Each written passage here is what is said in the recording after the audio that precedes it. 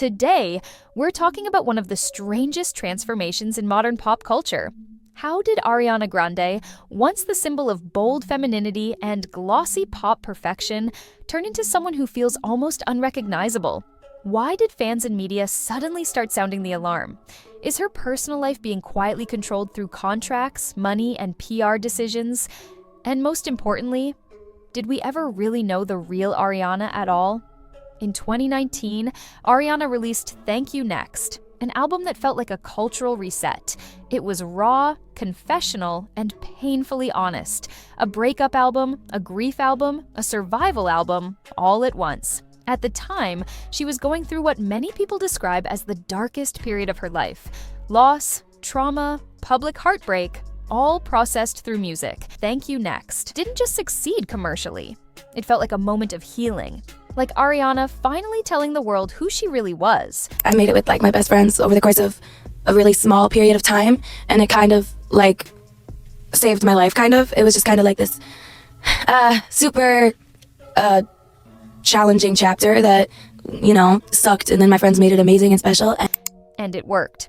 The album, along with the Sweetener tour, pushed her to an entirely new level of fame. But then, something unexpected happened. After that massive success, Ariana slowly disappeared from the charts. By 2021, her presence in pop music had noticeably faded. And that's when a new chapter began. In early 2021, casting started for the long-awaited film adaptation of the cult musical Wicked. According to insiders, Ariana had been fighting for the role of Glinda for years. She openly talked about it as her biggest childhood dream. There are countless old photos of her as a kid at Wicked shows on Broadway, posing with actresses playing Glinda, almost like fate had already chosen her. Director John M. Chu began auditions in early 2021. Other actresses were considered at first, but Ariana eventually got her chance through private auditions. Chu later said those auditions were so emotional that people in the room were crying. In November 2021, it was official. Ariana Grande would play Glinda. Cynthia Erivo would play Elphaba. For Ariana, this wasn't just a role. It was a dream fulfilled. In an interview with Vogue, she said, "This role has lived in my heart since childhood. It's pure joy and enormous pressure." Oh my God, thank you! I love her so much. I'm gonna take such good care of her. Thank you so much. Filming began in 2022 and lasted nearly 2 years. Massive sets, complex choreography, vocal training. On top of that, industry strikes and the decision to shoot 2 films back-to-back. A complete immersion. And according to sources, this experience didn't just change Ariana as an artist, it changed her as a person. From the moment her casting was announced, fans began noticing changes. Every appearance, every photo, every red carpet look, dissected frame by frame. Her sudden weight loss, changes in her face, skin tone, even facial expressions. Everything became a topic of online debate. So where did this shift really begin? A major turning point was her divorce. In 2024, Ariana officially divorced her husband, real estate agent Dalton Gomez, after nearly 3 years of marriage. According to Los Angeles court documents, the reason was listed as irreconcilable differences, the most classic Hollywood explanation possible. Insiders told TMZ and People that the split was mutual and extremely controlled. No public drama, no accusations. Financially, the settlement was generous. Dalton received a one-time payment of $1.25 million, half the profit from the sale of their shared home, and up to $25,000 in legal fees, with no ongoing alimony. But the most interesting part? They signed a strict NDA. Neither of them is allowed to share photos, videos, audio, or give interviews about their marriage, ever. Legally, everything that happened behind closed doors is sealed. And yet, Ariana still told her story, just not directly. She did what she always does. She made an album. Eternal Sunshine is deeply personal.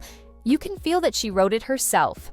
The lyrics are intimate, emotional, and heavy with subtext. In a track called Twilight Zone, she describes her marriage as something surreal, almost unreal. At one point, she sings about barely believing it even existed. The track Hampstead, named after the London neighborhood where she lived during Wicked filming, feels especially raw. She sings about leaving her heart in a pub, hinting at isolation, coping, maybe even escapism. The title track, Eternal Sunshine, includes lines about betrayal and dishonesty. Later, fans connected the dots, hints of cheating, emotional manipulation, possibly abuse. Of course, we only hear one side. Lyrics can shape narratives, but one thing is consistent. Relationships have always been Ariana's creative engine. Each era, each album, tied to a specific emotional chapter, and often a specific partner. Fans listen closely, decode lyrics, speculate, and the streams go up. According to insiders, the official reason for the divorce was different lifestyles. Dalton preferred a quiet life in Los Angeles. Ariana lived on planes, sets, stages, especially while filming Wicked in the UK. But fans weren't convinced. Dalton knew who she was when they started dating. She wasn't even a rising star at that point. She was already one of the biggest artists in the world. By late 2023, Ariana had removed nearly all photos of Dalton from her social media, including their wedding photos, a quiet digital divorce long before the official announcement. After filming Wrapped and the divorce became official in March 2024, Ariana made her first public appearance months later, at her brother Frankie Grande's theater performance. But the focus wasn't on the event, it was on her appearance. Fans noticed how thin she looked. Some sources claimed her weight dropped dramatically, from 160 to 110 pounds. Social media exploded with concern about her health. Then came the Wicked press tour. At premieres, Ariana appeared fragile, pale, extremely thin, dressed in soft pinks mirroring Glinda herself.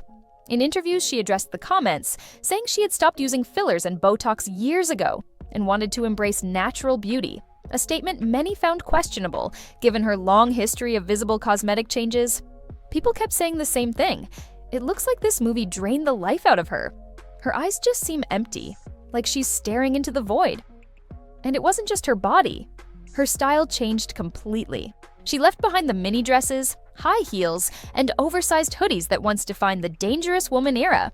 Now, airy gowns, pastel colors, Audrey Hepburn silhouettes, almost Disney princess coded.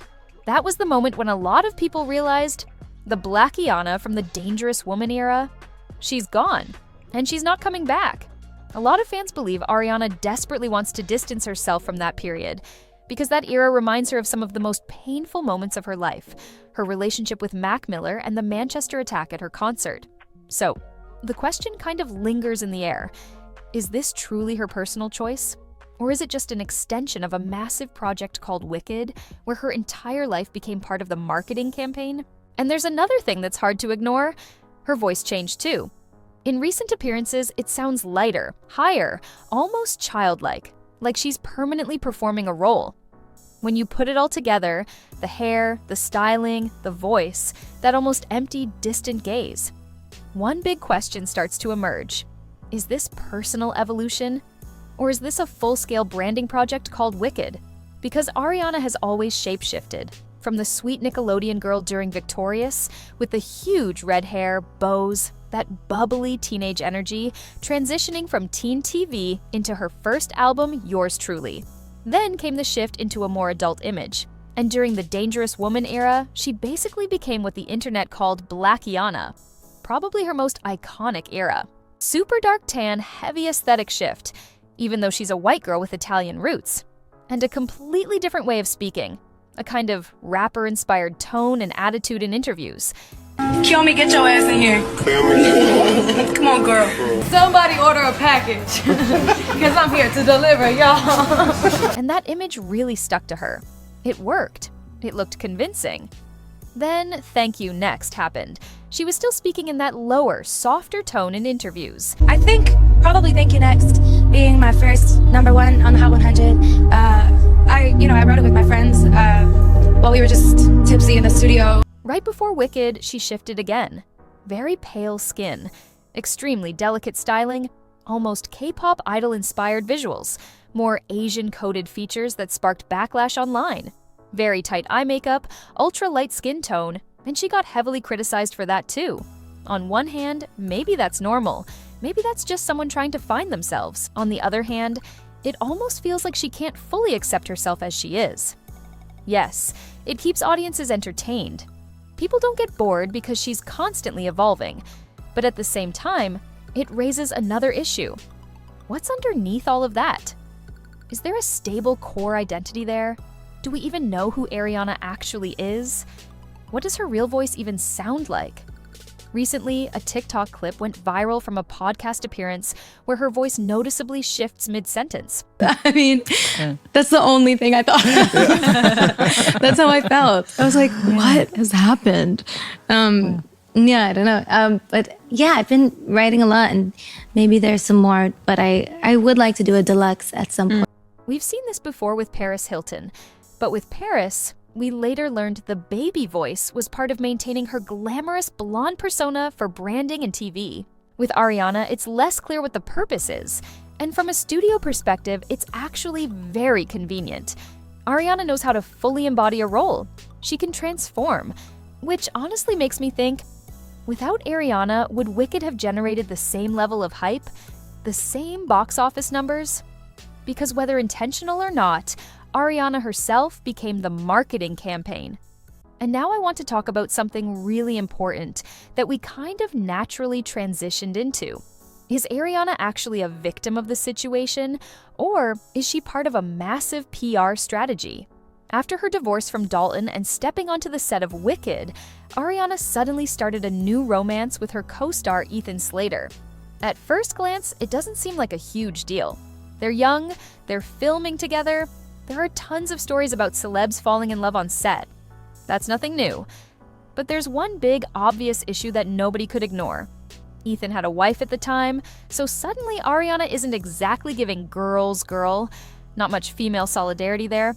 And the most important detail? He wasn't just married. His wife had literally just given birth to their baby. That's what makes it feel really uncomfortable. When the news broke in June 2024, it was chaos. Paparazzi everywhere. Headlines like Ariana breaks up a family, and so much hate online. Fans split into two camps. Some defended her, others accused her of being morally wrong. Sources claimed the relationship started while they were filming in London, when Ethan was still living with his wife. And people reported that his family was devastated by his sudden departure. What makes it even more interesting is that Ethan had been with his wife since high school. Even if this was a PR relationship, I honestly don't understand the purpose. For what? His wife had just had a baby, and Ethan isn't exactly a huge media personality, so what would he even gain from a PR romance, other than attention for the film or for Ariana, especially considering Ariana released another album about relationships. There's The Boy Is Mine, there's Yes and, where she basically says, why do you care whose I'm riding? So the logical question is, coincidence or part of a huge PR campaign around Wicked? Because think about it. Ariana's divorce, a loud new scandal, emotional interviews where she and Cynthia cry on camera talking about their special bond during filming, which honestly felt kind of cringy and over the top. It's all perfectly structured to keep the film trending a full year before its release. A lot of fans noticed this pattern. Ariana crying at almost every press conference with Cynthia, saying the role changed her on a cellular level, talking about female solidarity, the struggles of being recognized, how meaningful this role is to them, and the female solidarity angle feels ironic, given the situation. People on Twitter were saying, it feels like they're not selling us a movie, they're selling us the drama around it. When I first saw headlines about Wicked, the first thing I saw wasn't about the movie itself. It was that Ariana divorced Dalton and started dating Ethan, and somehow she never really got labeled as a homewrecker. That image didn't fully stick to her. At this point, it kind of feels obvious that all of this brought attention to the film, and there's something almost painful about that. It's like Ariana is trapped in a new role, not just on screen, but in real life. Did she become a hostage to this image of the delicate, noble, sensitive Glinda for the sake of the movie? Or did she consciously choose it, knowing that in today's industry, you simply can't survive without constant reinvention? No one really knows. But one thing is clear, the Ariana we used to know doesn't seem to be there anymore. And maybe we never really knew her. It almost feels like she's comfortable living in this constant rotation of masks. And now that Wicked is basically over, all that's left for us to do is wait and see what Ariana comes up with next. If you made it this far, thank you for watching, and don't forget to like and subscribe if you want more deep dives like this.